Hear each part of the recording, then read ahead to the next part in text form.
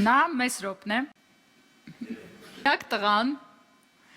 ում ես ցանկացած գիշեր ժամից Նազենի։ անկաշկանդ զանգում եմ։ Սրոպը միակ մարդն է, ում ցանկացած ժամին Նազենին զանգում է։ Անկաշկանդ,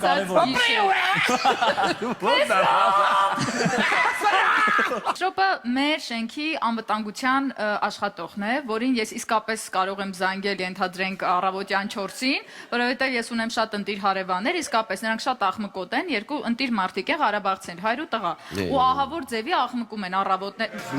Պատկերացեք, Մեսրոպը ով է, որ Ղարաբաղցիների հարցով Նազենին դնում է։ Շենքը առանձին ունի անվտանգության ծառայող։ Դե փաստորեն ունի։ Ես մի քիչ հակված եմ, որ Նազենինն է ճիշտ։ Որտեւ Մեսրոպը տենց հիմա որ Նազենին նայում է, տենց արդեն սովորականի պես է նայում, էլի, եթե